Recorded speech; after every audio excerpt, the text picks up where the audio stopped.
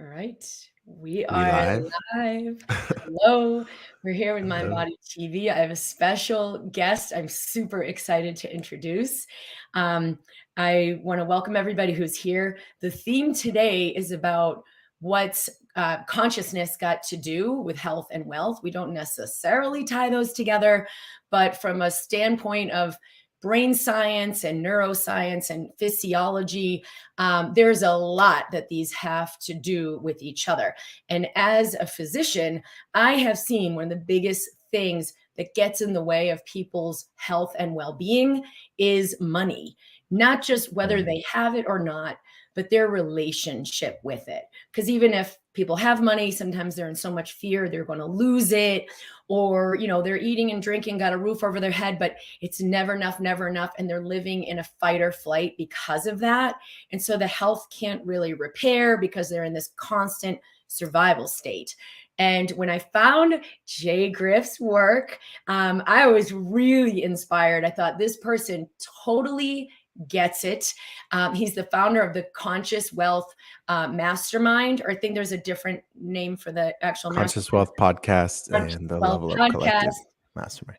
And what is the mastermind called? The Level Up Collective? The Level Up Collective. I'm on the wait list because when I found out about this, I was like, this is the exactly kind of like money mastermind I would be interested in being in. And I started like listening to everything he has on his podcast. So I'm so excited to have Jay here. He is someone who is really sharing about how consciousness is what creates wealth. Wealth is not just about more money, more better. It's actually about who am I being in every moment, and how am I relating to money, and in being an invitation for wealth to flow into my life. So it's been amazing learning from him, and I'm really excited to introduce Jay Griff today, founder of the Conscious Wealth Podcast. Welcome to MindBody TV. Thank you so much, Kim. I want to first off say thank you for the kind words and the introduction. And I also want to say hello to everyone tuning in today. I'm here to give you guys as much value as possible. So any questions, any topics, whatever you guys want, we'll go as deep as you'd like. Okay. So one of the things I've seen, as I shared, is that our relationship with money is really what can clamp us down into that stress physiology. And Mhm. for a lot of people, they'll say, well, I would do this program with you, or I would take better care of myself, but I don't have the money. I don't have the money. Will you just share about how that money mindset is actually creating your lack of money and can actually impact your health as well? Yeah. So I want to kind of go a little bit of a different direction with this. I actually have a background in the health and wellness space. That was my first business, and so I like to think I'm somewhat qualified to speak on both aspects. When I used to coach people on the fitness side, it didn't take long before I started realizing that if I truly wanted to help people transform their lives and transform their bodies, we had to go a lot deeper than just fat loss, muscle building, metabolism, whatever habits, routines. Like that was ultimately what led me into learning about the subconscious mind, trauma, somatic work, all of that good stuff. Because I realized I wasn't actually helping people if we weren't getting to the root of why they found themselves obese or why they found themselves with an eating disorder or whatever it may be. Now, fast forward to what seems like a completely different lifetime in what I now do, seemingly very unrelated in the wealth space. It's very similar. You have people who are chasing money as a coping mechanism for unresolved trauma. And in the same way that some people approach being neurotic with their health and fitness, or you can go the other way, being, obese, sedentary, unhealthy eating habits. Those are all often responses to unresolved trauma, patterns, beliefs, emotions stuck in the body, whatever it may be. And we see that same type of thing when it comes to people's relationship to money. And basically, what I see a lot of is people chasing money, thinking that it's going to fix that angst they have or fix that kind of hole that they feel is there, that continuous subtle angst that they have. And my whole thing in the way that I approach it with my students is like, you know, you may see our content and think that everything that I do is about money and credit and debt and all that. And sure, that's a piece of it, but most of it has to do with the internal stuff, because as you know, and as I'm sure your audience may hopefully be aware of, your internal reality creates the external. It is not the other way around. And so I know that may be kind of an indirect answer, but I feel like that's one of the most important first principles to address when we're having the conversation of like money energetics and all that. Kind of what I'm saying here is just that the same way in the health space, our internal reality creates what we look like and our health status, like biologically, physiologically. We see the same thing in terms of what your bank account is, what your credit score is, where you're at financially in life. We always have to start internally, because if we try to bypass that, it's going to catch up with us and it's going to ooze out one way or another. So what would you say to someone struggling with money? It's really the same thing with health when they'll say, but you don't understand. Like, I'm about to die. I have cancer. I have this. I have that. And we go into, and I've actually seen it's more potent, that clamping down survival state with money as well. I actually thought in the last few years with what's happened in the world that this would be a bigger shift than it was. And I realized that with what's happening financially and financial systems majorly shifting, this was going to be even bigger as far as being a catalyst for people kind of starting to awaken and take their power back. You know, because I think it hits home even more. In fact, people often will willingly sacrifice health for money. And so it's like, what do we value most? So what would you say to someone who's really in that survival, can't see beyond it? No, you don't understand. I really am in this, you know, impoverished. I don't have what I need. And they can't quite open up to receive something new. So are you asking that in the sense of like they're wanting to improve their lives, but they won't invest in themselves monetarily? That, or they're wanting the change, but they aren't willing to be in the pause of the receptivity, meaning they're still Mm. running the program of, I can't stop. I gotta survive. What's the best way to sort of put a little crack in that so we can let something new in? Mm. One of my favorite life mantras is that when things aren't adding up, you subtract. And it's so simple because, well, I'll say it the other way. It's so profound because it's so simple. Oftentimes when we find ourselves in, you know, in the spiritual community, you could call it a dark night of the soul, or we find ourselves experiencing resistance or in a season of nothing but challenges, or it might be a health scare or relationship issues or monetary issues. All of these things are what create that fight or flight that you're talking about, right? It's like a chicken and the egg. When we find ourselves in those spaces, the tendency when you're in the sympathetic nervous system is survival, right? It's like, I gotta get out of this. And that kind of underlying assumption, underlying the do sympathetic response is doing, but often the way out is being. And those are completely different things, right?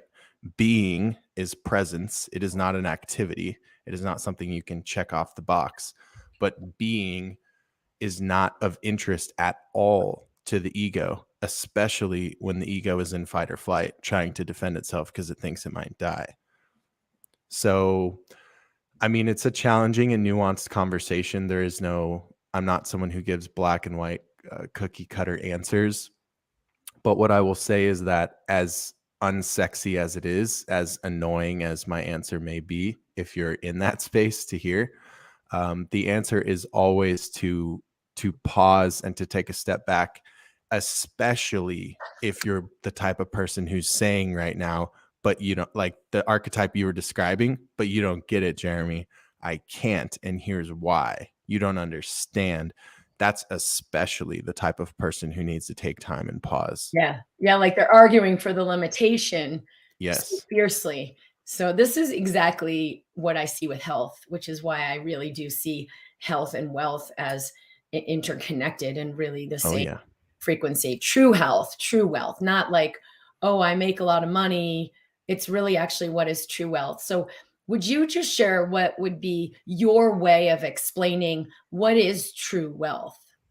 Absolutely. So, as I mentioned, I have a pretty extensive background in first, it was fitness and more of an unhealthy take on it. I started out in kind of the bodybuilding space and dabbled with powerlifting and all that. But I ultimately, it led me to kind of like uh, holistic, holistic lifestyle, holistic health, and then getting into like biohacking and just all of that stuff. So, to me, as I've transitioned to this phase of my life and I'm now teaching on wealth, at a very surface level, it may sound like what I'm talking about is money.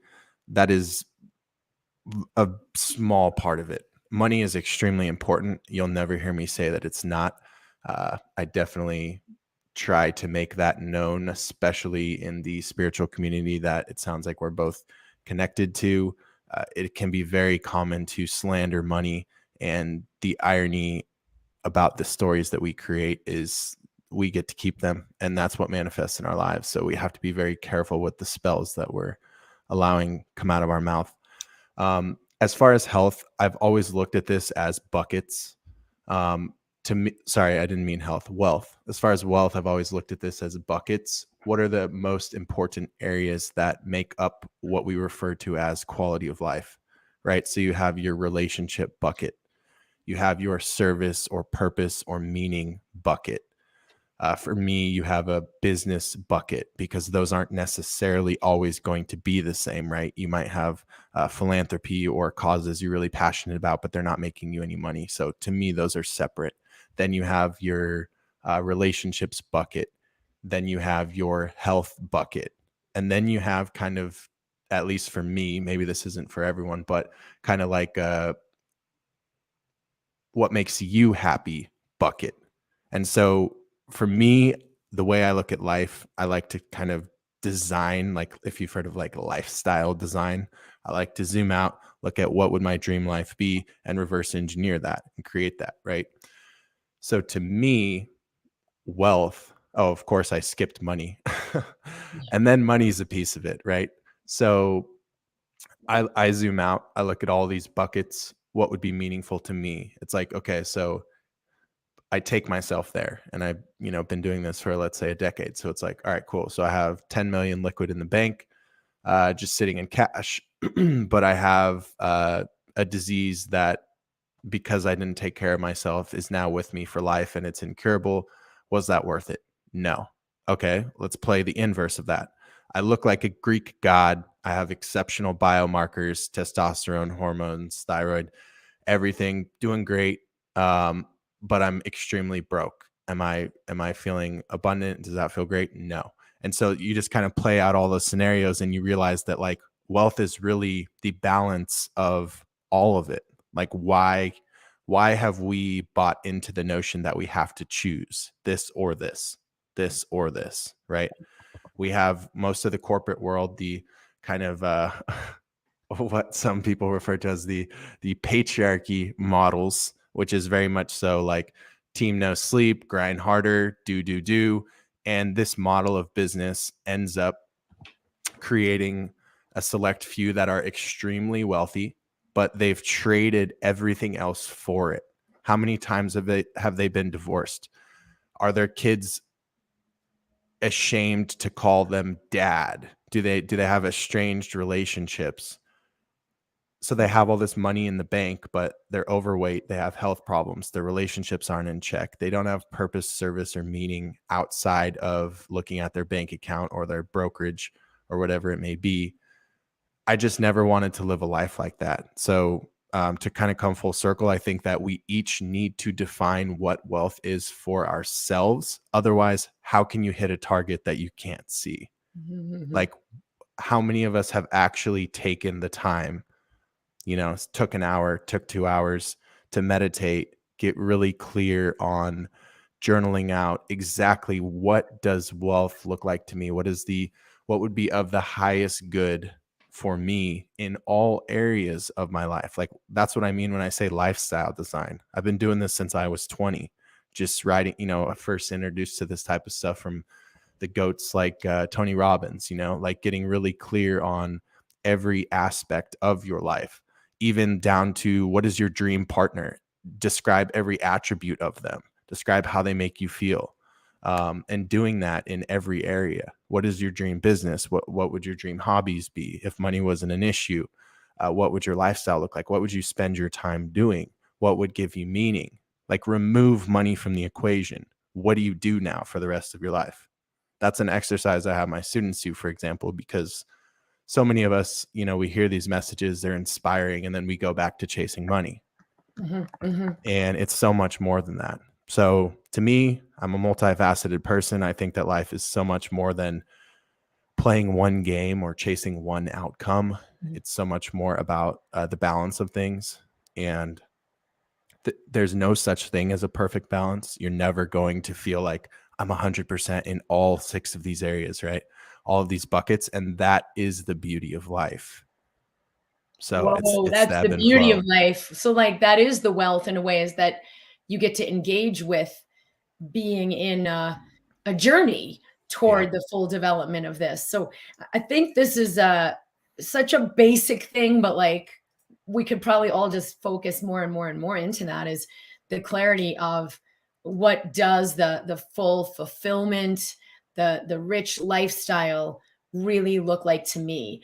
And a lot of times we're not aware of how much we're in a program of what we think it's supposed to be and what we think we're supposed to do and what we think our goals should be, versus like, erase the whole chalkboard, do some connection, and then look what is actually fulfilling to me. Because some of the wealthiest people I know don't even have millions of dollars. They are people who are just living in the alignment of what's most fulfilling to them. And then they find like, I don't actually want to have a big house or a mortgage. I don't even want to have, really expensive things. I just want to have good quality things that will last a long time, that support me doing the things I love.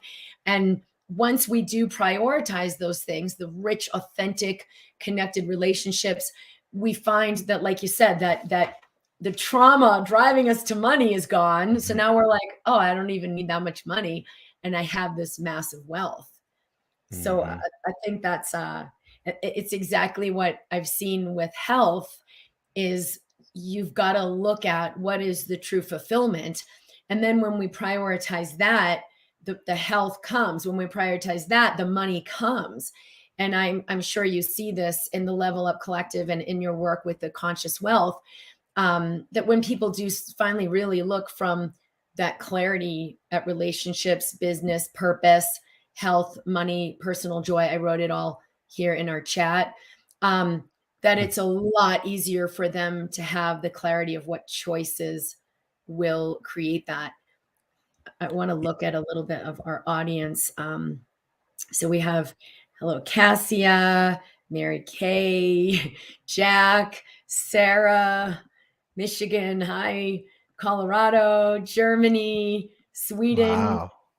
Hi, you guys, Vancouver, Virginia, Montreal. Hello. Such a diverse audience you have. It's amazing, the audience. It blows my mind every week. Sometimes South Africa. You both inspire me so much. I love you both. We were talking very briefly before, and I'm so glad our communities are overlapping and that people are finding this work. Joe said, this guy is a gentle, potently intentful speaking being, which I think that's why you've been so impactful for me. When I first found your work, it was with Aaron Abke, and I was hiking up we live on a mountain, so we literally go hiking in our backyard.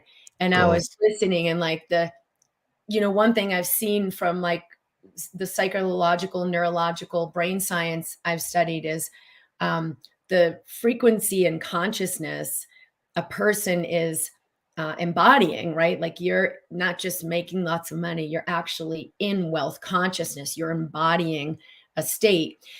They will have an impact on your body, on your brain, and on your state.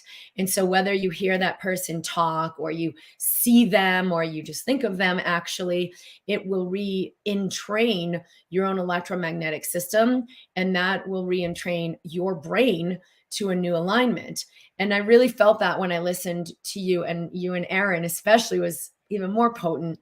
And I felt so harmonious. I felt super inspired, and I felt my system let go of a lot of things that I had been carrying, and also like download a lot of new inspirations of like what I do need to be paying attention to and the direction I could be going. And it literally makes that kind of change. So unlike a lot of other people, which is why I applied for your mastermind, what Jay is doing creates a cellular shift, creates a brain neurologic shift. So unlike just teaching like principles, which most wealth mastermind, it's like how to make more money, but it's not necessarily wealth. But when you have someone who's really embodied the consciousness, it's infinitely, exponentially more valuable. Thank you. I always say that information does not create transformation.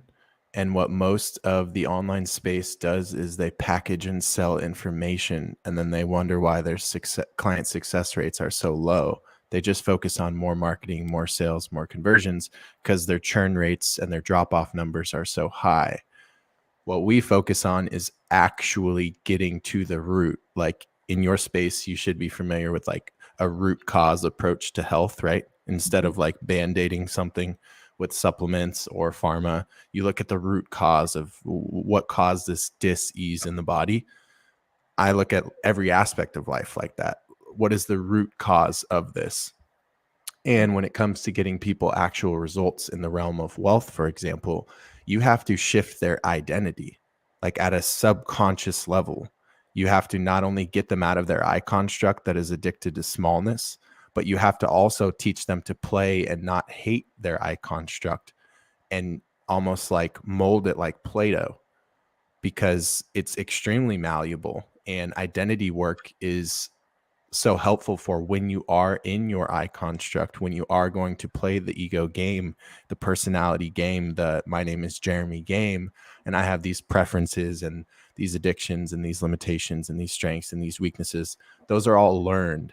I think it's bypassing to say just transcend your ego and just you're never going to be in a personality. It's going to be awfully hard to do that throughout your entire life. So the way that I teach is a part of the time very helpful to have practices of non-attachment and transcendence. But another part of the time, it's very helpful to actually specifically focus on developing your ego in a more positive way so that when you are in your I construct, you're not just getting the bad of the ego, right? I feel like the ego gets a really bad rap. It's also the thing driving the ship, doing all the stuff that we like, meaning like it's doing the things that produce the things that we like, such as money. But it makes a very bad master. So the work is getting it to act in ways more in accordance with the way that we want it to act. And that's why identity work is so important, which kind of consists of like beliefs, a lot of beliefs work, subconscious beliefs, and shifting the ways in which you perceive yourself and what you believe to be realistic about yourself and the stories that we tell ourselves and all of that, which that's not too advanced of a concept. I'm sure your audience understands that part. But it's so important when it comes to wealth because Jim Quick, do you know that guy, Jim Quick, Limitless Brain? So he has an amazing quote that I'll paraphrase. Hopefully I won't butcher it, but it's basically like, when we fight for our limitations, the reward that we get is that we get to keep them. And he says it in a more simple and profound way, but it's so true. so many people like lead with what you started with, but you don't get it.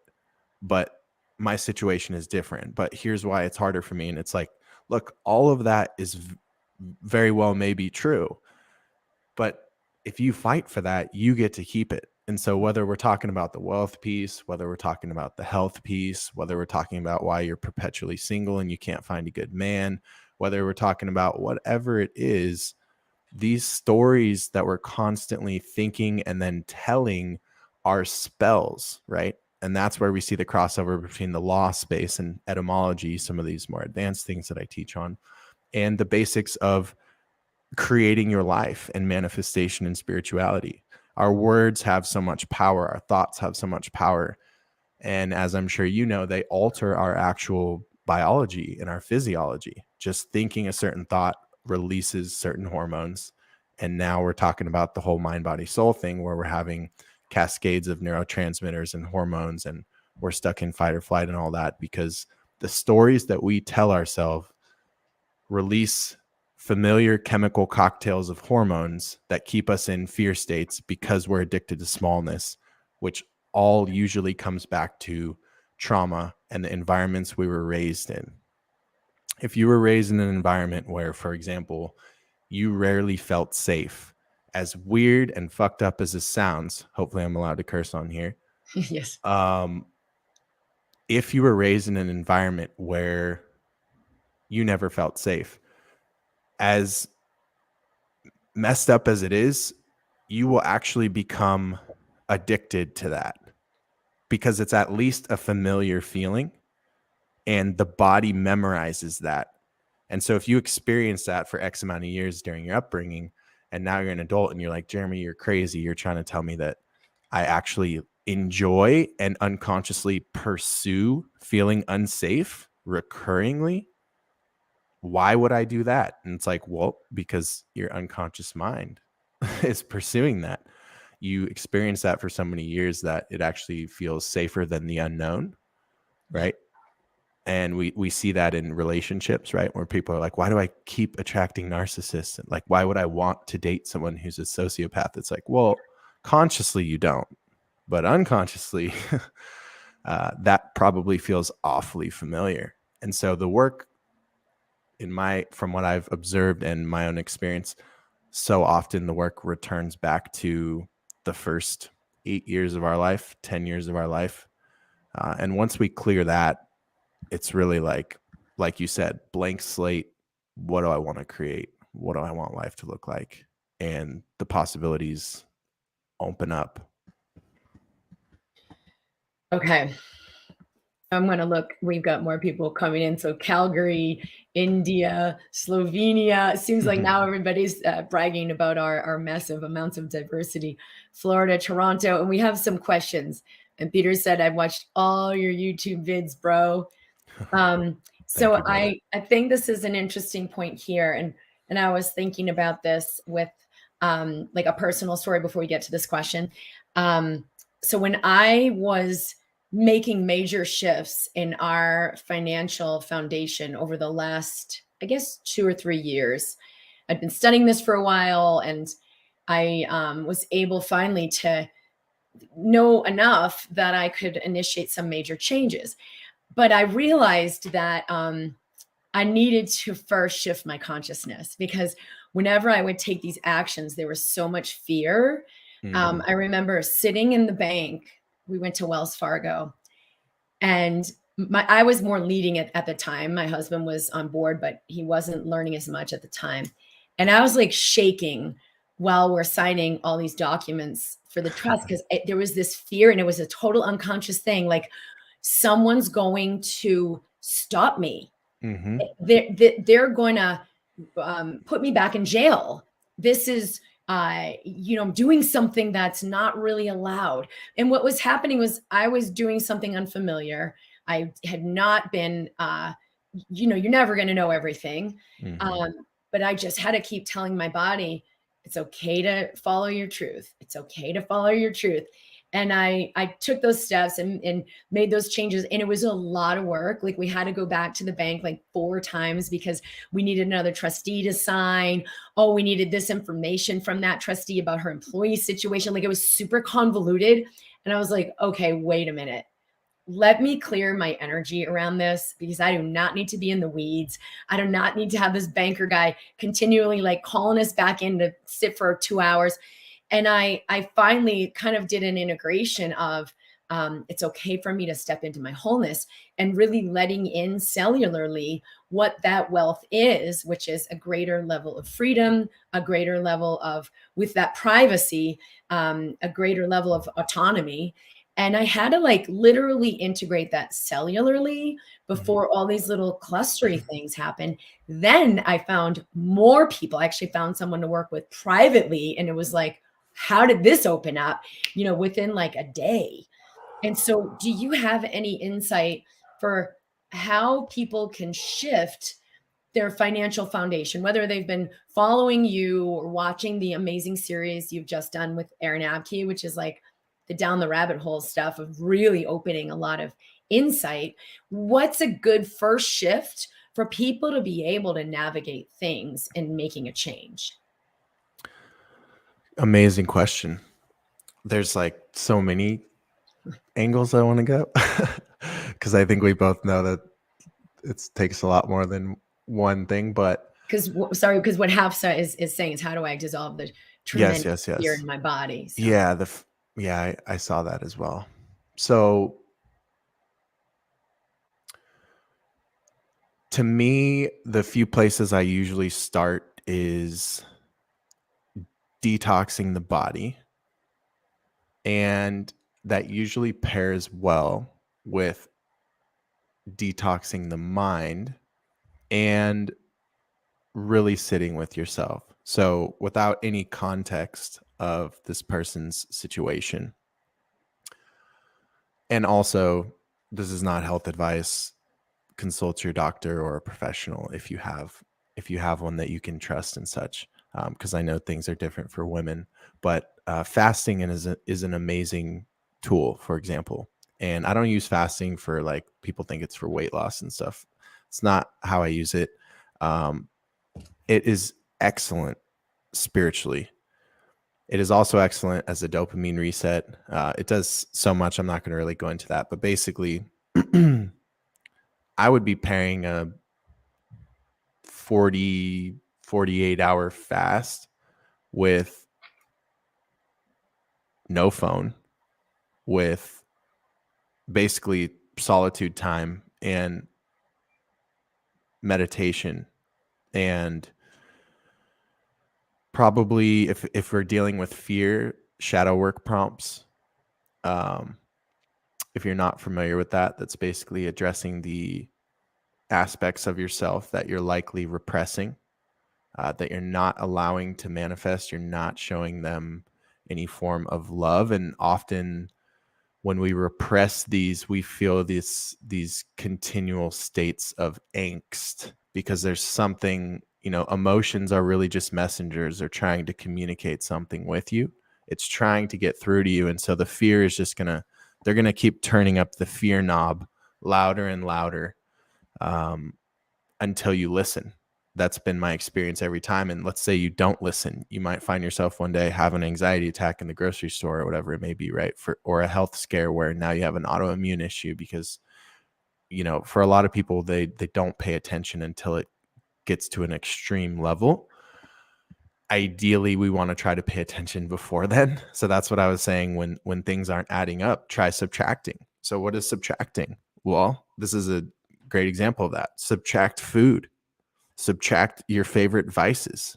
If you're watching TV, you're on your phone daily, subtract that. Change up what you're doing. Sit with yourself, be alone, plug into nature. And then diving into some specific work around like what exactly am I feeling? What emotion is this? What is this trying to tell me? What am I repressing? What am I not accepting about myself? Things like this. I'm not saying that that's a antidote to fear. What I'm saying is that will deepen your awareness of why you might be experiencing what you're experiencing. because in this realm of mind body, it's so complex, right? There is no answer for like what causes fear. It's so many things, right? It could be mental, could be emotional, could be spiritual, could be generational or ancestral. Like it could be you have mold in your house. Like there's so many things that it could be. And that's why it's like we need to give ourselves that space, check in with yourself. Like, is this like a signal from your body? Is this like an emotional block? Like, are you feeling like stuck energy somewhere? Like you have to tune in. And I find that that's just something that people don't do. They don't want to do. They feel they don't know how to do. To me, that's the foundation. Like, it's going to be hard to build anything until you have that basic foundational thing, right? You Like gotta get I to would the true not self. be able to like build in integrity or show up consistently in aligned ways without that. Like you can't fake that. You can't bypass that. Yeah, someone had just asked too, I'm in this situation now. I'm sick. I had to move back home. This is where I was originally traumatized. How can I heal in a place that's unsafe? And I think it's like what Jay's saying. You've got to actually distill yourself first to the difference between the trauma self and the true self. And maybe there is, there's a different way to go. But until you do that, you can't see the door. And the small self's going to recreate that past trauma and convince you this is toxic, you're not safe. And so you won't drop in and pause to resource yourself. You won't drop in and pause to allow healing. You won't drop in and pause to allow clarity. And so you won't even see the door if it's open to find your way out, or see, oh, how is this situation perfectly serving me? Because my whole life I've just been avoiding this trauma, and life actually brought me right into it. Whether it's health or money, life actually will bring you to resolve the traumas you're holding that are ready to resolve.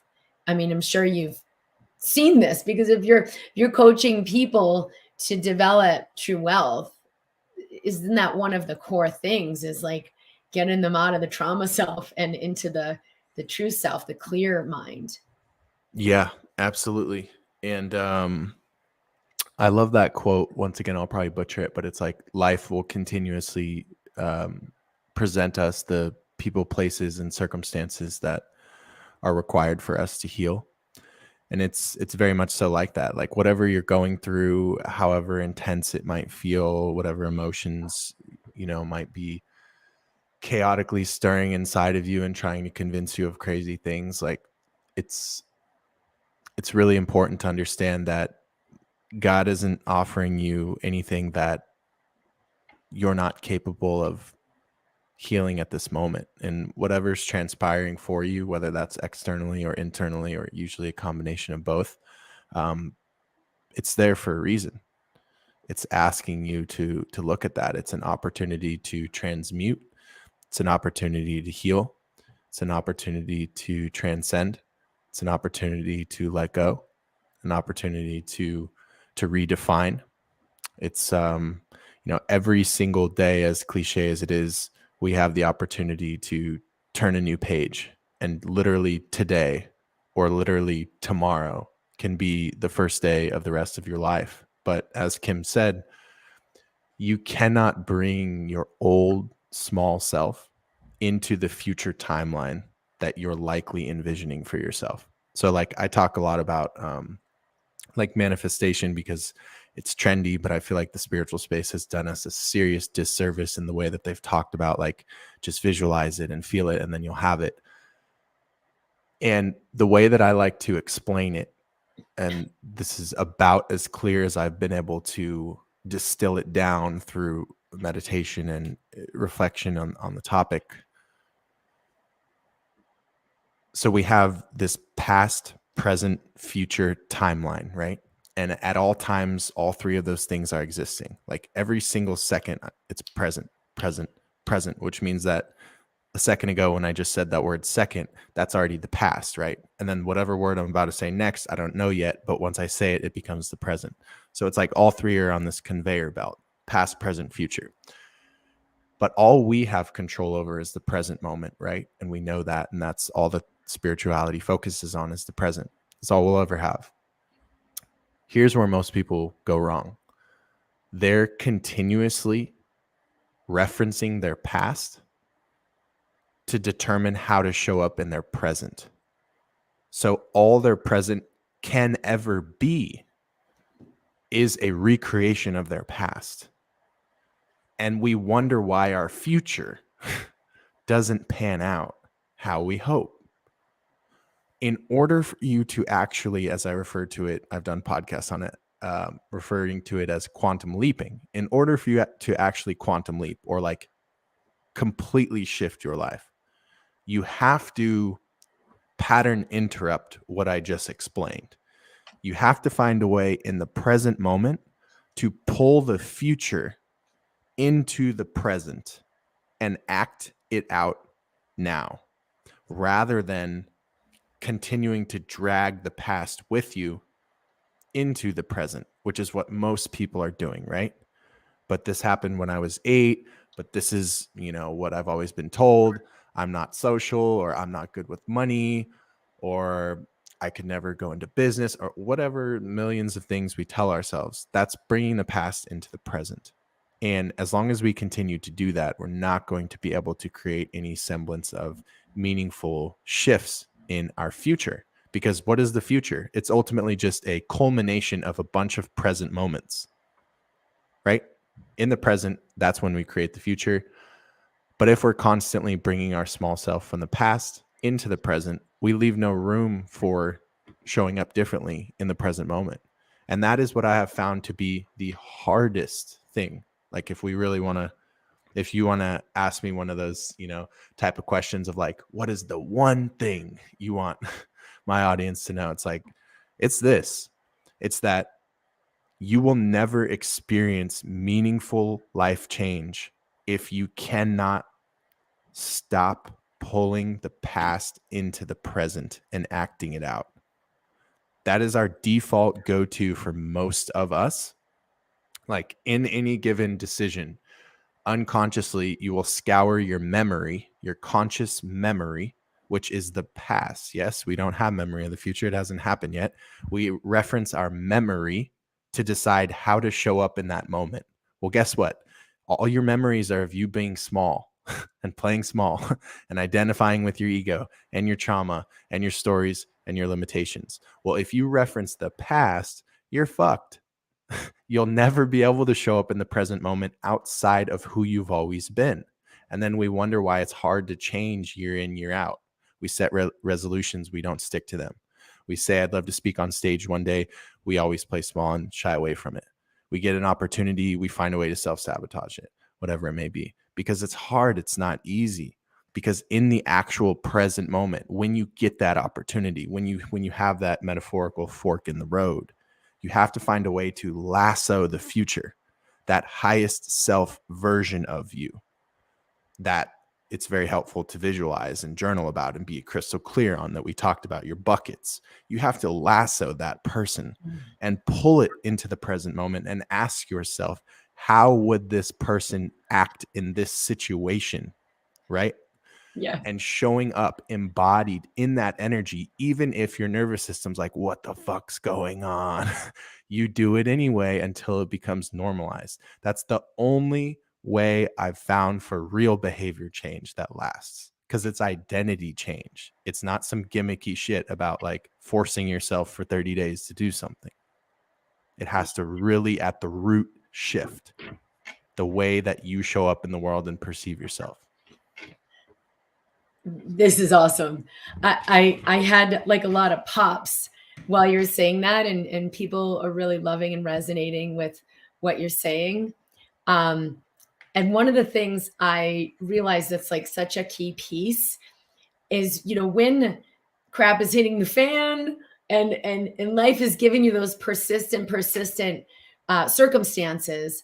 And like you said, it's going to give us what's required in order for us to heal. I think then the only question really needs to be, am I actually interested in that? Because the small self is really only interested in fix my lupus, fix my money, fix my autoimmune disease, fix my bank account. And you have to ask yourself, is that my heart? Do I consciously choose the programming that says, no, I just have to fix? And especially when it's like, well, I'm dying. I mean, I have this lethal disease and I have cancer, I have whatever. To actually ask then is, even though a part of me is really interested in nothing but survival, is it my choice? Is it my intention that I'm actually interested in deeper healing? Deeper healing being not just about stop the bleed and get back out there on the war zone, but to actually receive what's happening to create a foundational shift in your health and in your wealth. And I most often see people in that space of whether it's money or illness, it is definitely life showing you it's time for a foundational change. And so if you get on board with what's happening, like, yeah, you know what? I am on board because life is on my side, assisting me in evolving into something.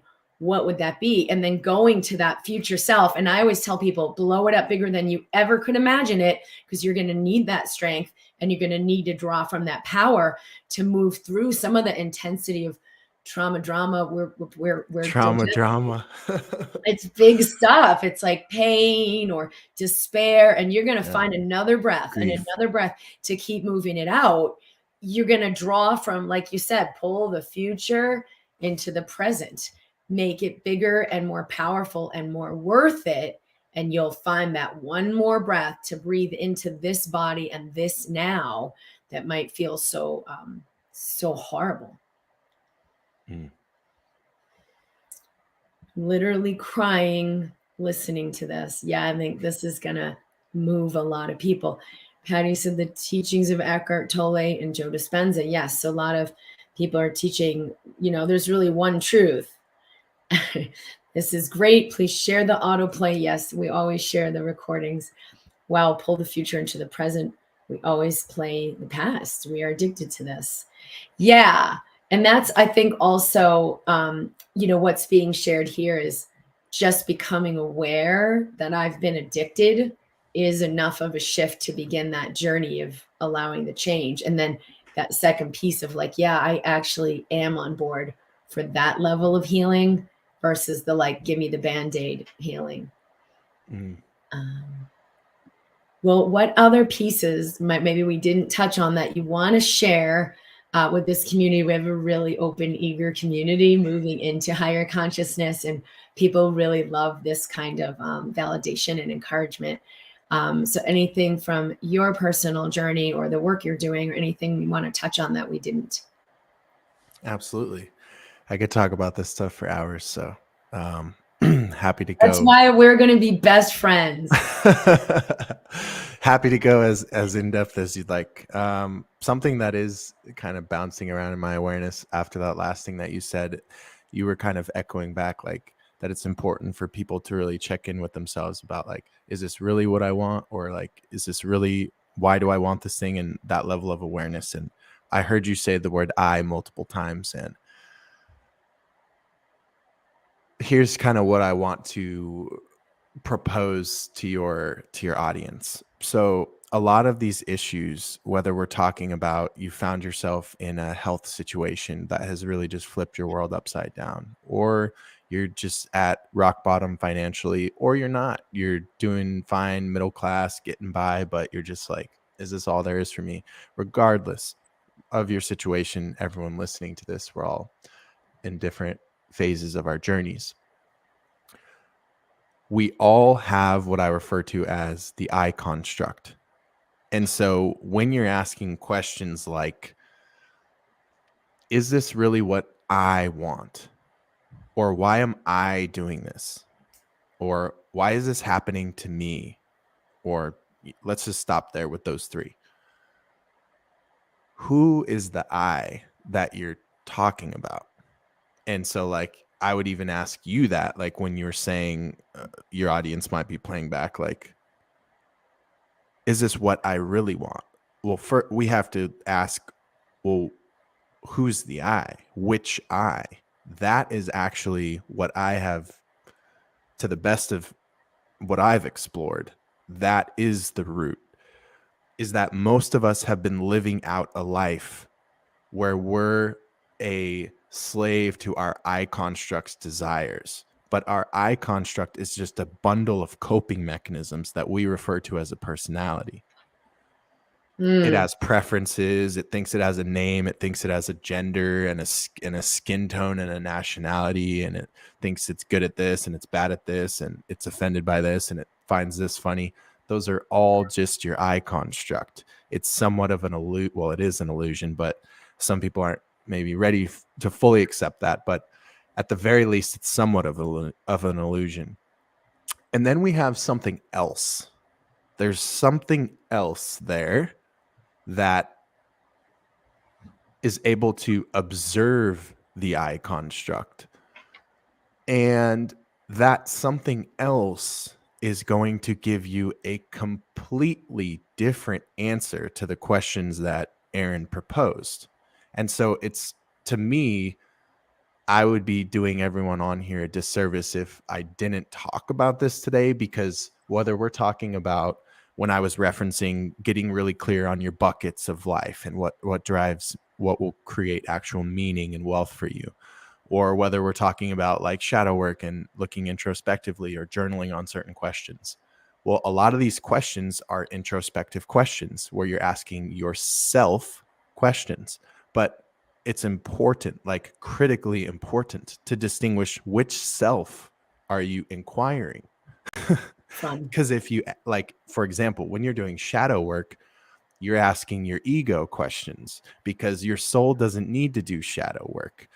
It doesn't have the pain that your ego's holding on to. So that's ego exploration. When you're doing like identity work and trying to shift the way you perceive yourself and show up in the present moment, that also is an aspect of ego I construct work. You're trying to give your I construct a tune-up, right? Instead of driving a beaten up Corolla, you're trying to be driving around in a Maserati. It's a tune-up. But then there's something else when you're asking questions of, like, at the most zoomed out macro level, why am I here? What does all of this mean? What do I really want? Take away money, take away pleasing those around me, take away societal expectations of me, take away cultural programming, take away what the media has told me I'm supposed to look like as a woman, take away what my family expects of me, take it all away. What do I really want? That I you're asking is not your ego. You're trying to get to the real root of why you incarnated on earth at this time, and that is not a question the ego can fathom. And the answer to that, I cannot give. Kim cannot give. That is our own personal quest. That is what we refer to as the hero's journey that we're all on, of discovering why we're here and making meaning of all of the pain and all of the things we've fallen asleep to.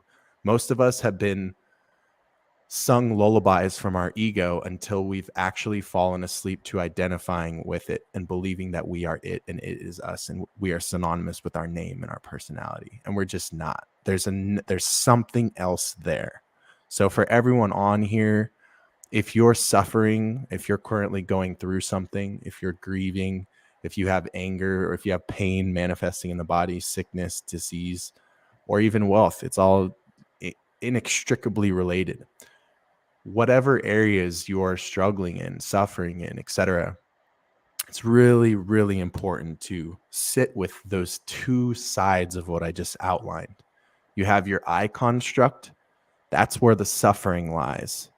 And that's worth looking at. Where am I identifying with something that's literally not me? It's not me. How can we lessen the grip that has on us, right? Words like non-attachment or transcendence come to mind. And then there's the soul. And the soul just is. The soul knows. It doesn't need to achieve. It doesn't need to strive. It doesn't need to hurt. It doesn't know the past. It just is. And it's acting out its divine will. And those are two very different things. And I have found that most suffering in life comes from those moments. Now, that moment might be 100 years and you never woke up to it, or it might be 3 months. You know, for me, I'll go through seasons where I'm like, oh my God, I fell asleep again. And then I remember and that's just life. But I have found that most all suffering comes from identifying with the I construct. And so if you're in a space where you have been suffering, you are suffering, or there's areas of life where you're struggling, that is what I would be inquiring and leaning into, or inquiring towards and leaning into would be, what about the other voice? Trying to reconnect with that, zooming out, and I guess coming full circle, and then I'll stop ranting. The very first thing you asked me was about the fight or flight nervous system. And it's like, if you've noticed, hopefully your audience nervous system has downregulated from the start of this call to now as truth is resonating in the body. But when you're in the sympathetic nervous system, you cannot fathom these questions, right? You can't fathom being in this frequency of like entertaining that there's this other voice and starting to kind of connect with your body's subtle cues, and the ego starts to quiet and all. Like, you can't fathom that. Like this, and that's why it's so important. Just Jot is asking the same question: how do we dig deep for a purpose? And it's exactly what you're saying. When you're in that old mind, lots of luck, because it's going to ultimately be some fabrication of the program, what this part of you thinks you're supposed to have, or what you think you want, or maybe I should do this. And what the invitation is as I distill and let that fall away, whether it's meditating or just creating some space on my calendar really does it for me. You've got to go to that I am self a little more. And then it actually becomes very obvious. Yeah. Because our purpose is to live, our joy and share that with the world. And so then it will spark.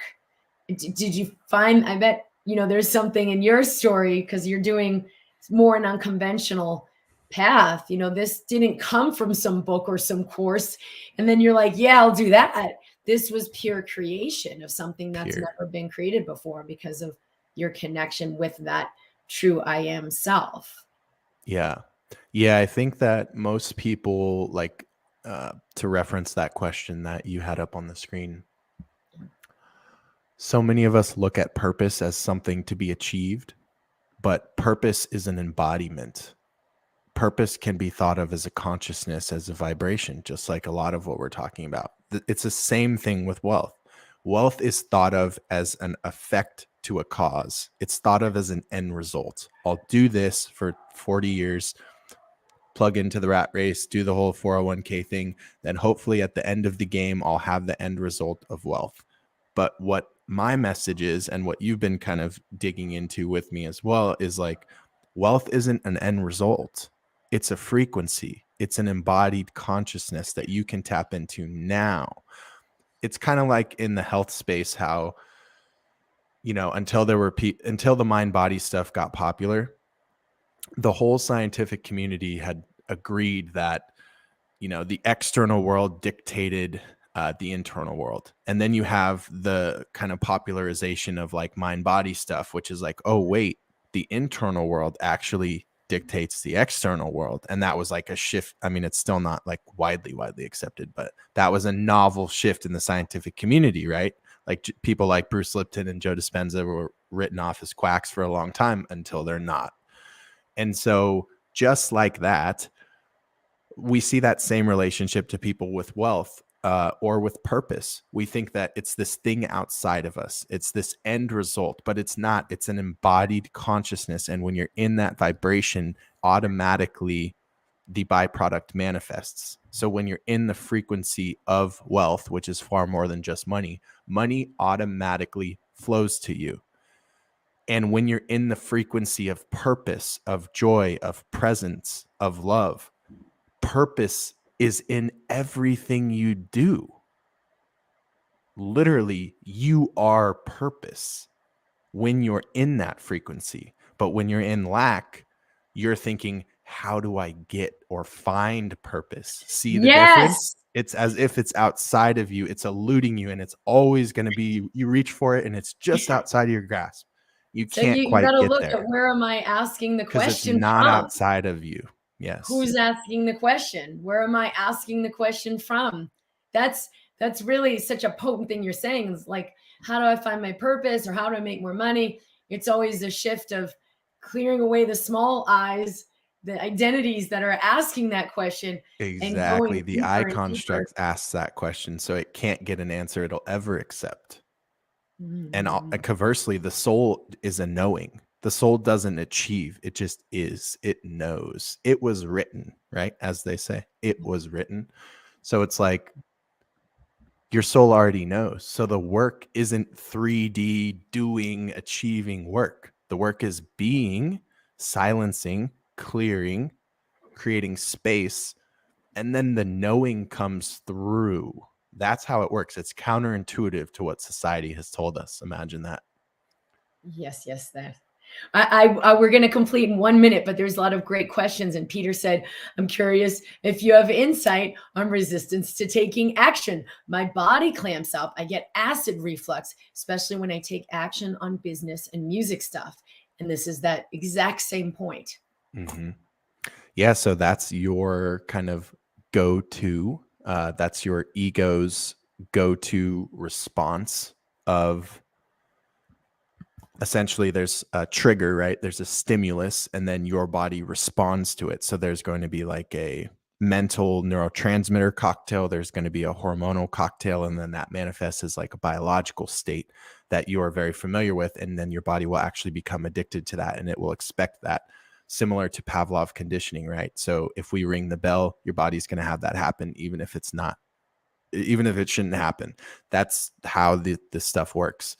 So the work, I mean, there's so many ways to do it, right? The more clinical psychology space would say desensitization therapy, where you expose yourself in small doses to the trigger over long periods of time until you develop more resiliency to it. I'm of the belief that why do we need to take a 10-mile detour when we can go straight to the source?